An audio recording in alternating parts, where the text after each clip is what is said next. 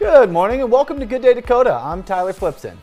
Good evening, ladies and gentlemen. I'm Tyler Pflibsen. Thanks for watching KX News at 10. In Bismarck, I'm Tyler Pflibsen, KX News.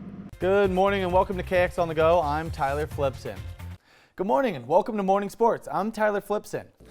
With that being said, in Bismarck, I'm Tyler Pflibsen. at KX News. Congresswoman Julie Fedorchak joined her fellow Republican Brian Steele from Wisconsin in introducing the Stop Insider Trading Act. A man is now charged with murder after an early morning incident that happened on the Turtle Mountain Reservation. And America's 250th birthday. That's right, Amber. Reporter Stephen Cohen has more from a historic little town about 70 miles northwest of our nation's capital. Cell phone bans and practically all electronics, for that matter, are not just being put on Do Not Disturb mode. They're not even allowed to be out at all during the school day from the first to last bell. A marching band, a trip to London, and fireworks, and actually more specifically 2.8 million fireworks lit up into the sky. You may ask yourself, what do all those things have to do together? Well, it's this scene right here behind me that, with all those things combined, set a world record. Good evening. That's right. We got a situation here at Bismarck Airport where I'm going to have Bismarck Police Officer Sergeant Bosch come in. Sergeant, can you kind of tell me about what's happened this evening so far? Now, Amber, like we've been talking about all morning, things are going to get very, very, very, very cold, especially to us Californians. We're two peas in a pod here on it, so Yes. we're in for it. And Andre's going to tell us more, actually, of how cold we're talking, especially this wind chill. That's the main factor, I imagine. 3 of our state's delegates shared their reactions on the events that took place in Venezuela. They shared the following. The North Dakota Department of Environmental Quality has issued $2.8 million in grant funding from the Environmental Protection Agency. Good morning and welcome to Good Day Dakota. I'm Tyler Pflibsen. And I'm Amber French. Thank you for waking up with us on this Tuesday morning. It's good to have you back, Tyler. It's good to be back. I know. Yeah, it was a little bit of an extended vacation? Question mark around that, I know. It's those same people who are looking for a second chance, a part of a gardening program within the boundaries of the state pen, supporting their fellow North Dakotans in need around them. Now, let's shift gears. I know we're talking a lot about how cold it's going to be. Amber, I tease you. I don't think I'm ready for how cold. I don't think you're, seeing how you came in this morning, I don't think you're ready either, Tyler. No, so Anja, can you go ahead, come on up here and tell us really what we're in store for? A house with picket fence, some kids, a decent car, and maybe a dog is what defines the American dreams. But experts say it's becoming increasingly out of reach for many people. North Dakota Highway Patrol and Border Patrol took an Ontario woman into custody following a police chase on Saturday. According to NDHP, a man is in court this week, is now facing a federal charge after he's accused of killing another person on the Turtle Mountain Reservation earlier this month. Rigoberto Mendez Morales is now being charged with second-degree murder within Indian country. Hey Joel, thank you. Today is a busy day when it comes to changes in our state, but it's been months, even years, worth of work for our state legislators leading to today. While there's quite the laundry list, there are several key bills that North Dakotans could see the impact of at once. A man is dead after drowning during a hunting trip. According to authorities, it was a 30-year-old Minnesota man who was on a waterfowl hunting trip in McIntosh County. In a 2025 report, the Small Business Administration said that there's north of 78,000 small businesses in the state. To put that into perspective, that makes up more than 98% of all businesses in North Dakota. With that being said, this Saturday is like the Small Business Super Bowl. Thank you, Joel. Much appreciated. I'm out here in Dickinson right now where it's just fairly breezy conditions at the moment, but that was not the case last night. As you can see behind me, I'm at Dickinson residence home. It was just tattered by hail last night. The siding up on that second floor where there's a broken window, the siding is destroyed, where it just rolled straight through here. The tornado came right through this property. Good evening, Joel. That's right. We're getting into the ho-ho holiday spirit here at the state capitol. You can see behind me just moments ago, we lit up the state Christmas tree. It's an annual event they do every year. It's a special event. You can hear the music. We're rocking and rolling over here, getting into that Christmas spirit. The Morton County Sheriff's Office strongly urges that if you get these scam calls or even spoof numbers and it sounds fishy, it probably is. So simply don't take the call. No matter how convincing their tricks may seem, do not fall for them. In Mandan, I'm Tyler Pflibsen, KX News. Bismarck and Transit found themselves in a little bit of a hole ending 2025, a roughly $700,000 deficit, that is. But with the helps of both the cities of Bismarck and Mandan, they've invested in them, where they look to turn things around in 2026 to get back on top. That the medical field is made up by more than 17 million people across all medical fields.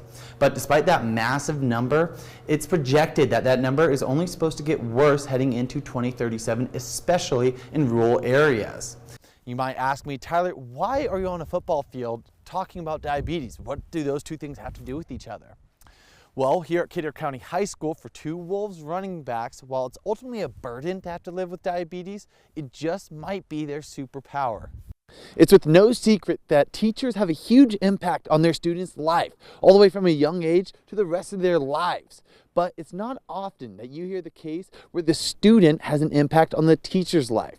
Well, two young boys here at Mandan Middle School have done exactly that. I'm here in Minoka, and we can see behind me here is miles of soybean fields just about ready for harvest, like a lot of our soybean farms in our state.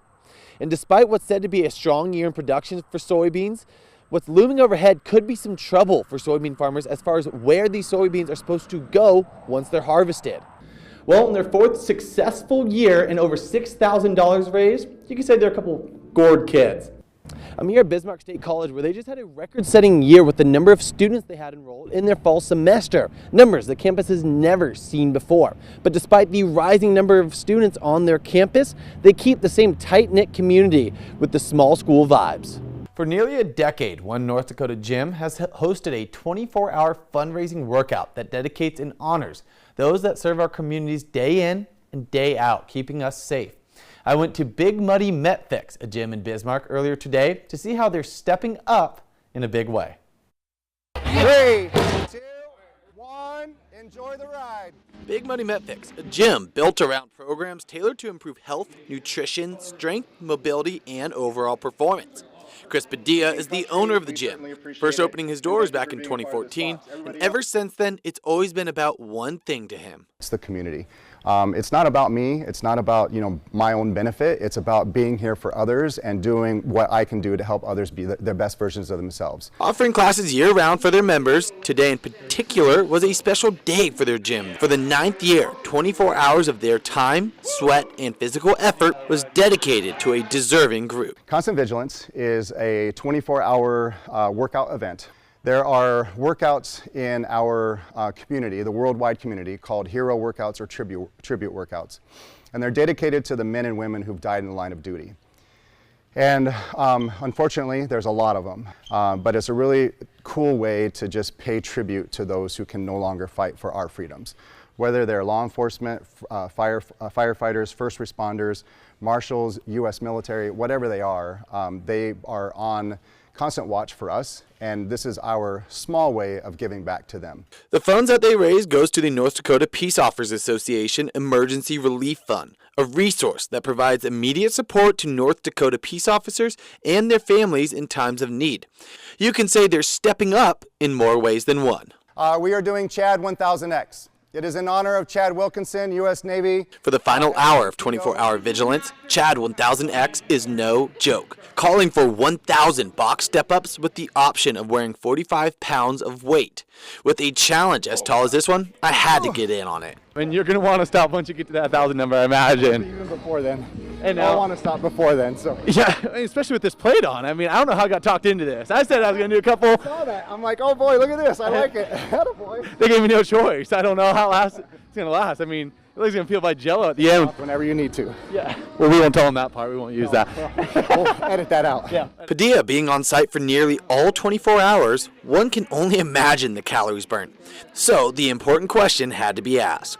You got to tell me what the go-to post-workout, post-24-hour recovery meal is. There's got to be something that you'd go for. It's going to be pizza and beer tonight. Let's be real. It's going to be pizza and beer. After a grueling hour-plus of leg-exhausting work, 2025's 24-hour vigilance came to a close, all in honor of recognizing those who gave all to protect us.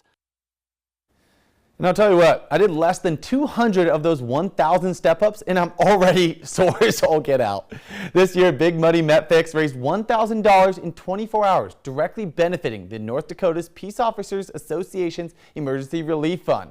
Head to our website where you'll find the steps on how to contribute within this story. Now, it's not often you meet a 7-year-old who understands the act of giving and helping others that are in need. Well, I'll introduce you to one who goes above and beyond, caring for others who are going through tough times, all while taking on a battle of his own.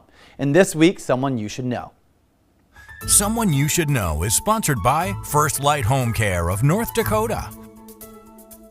Is it still recording us? Just put your freaking arms away. My nerves are on their last. Get over there. You're a goofball, huh? Royce is every bit of a typical 7-year-old, full of energy and goofiness, but he also has a big heart. It was a day of arts and crafts when an idea blossomed. So in the summer, his cousin Iris was here from Wyoming, and we just got the beads out just for a craft day. And they both asked me if I would make them a lizard for their backpack.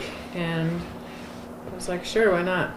And then once Royce went to school with his lizard on his backpack, all of his friends wanted one. And then I'm like, you know what would be cool is if we just made a whole bunch of them and sold them for donation only. And that's what we did. We made like 1 billion of them. And How do you pick out the colors? Is it random or do you... I pick out the colors and sometimes it's random. Through Royce and Amanda's beaded lizard business, the funds they raised on a free will donation basis went directly towards Stanford's oncology department to support the children patients there. But all while, Royce has a battle of his own. he was diagnosed on July 24th of last year with acute lymphoblastic leukemia. As a parent, it's something you'd never expect to happen to your own kid.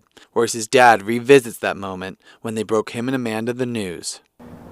It was almost like It was like we were in like the an twilight zone. It was almost like an intervention. Like you just walk into a room and it just nurses 60 are pouring people. in, doctors are pouring in, and then they ask you, do you know why you're here?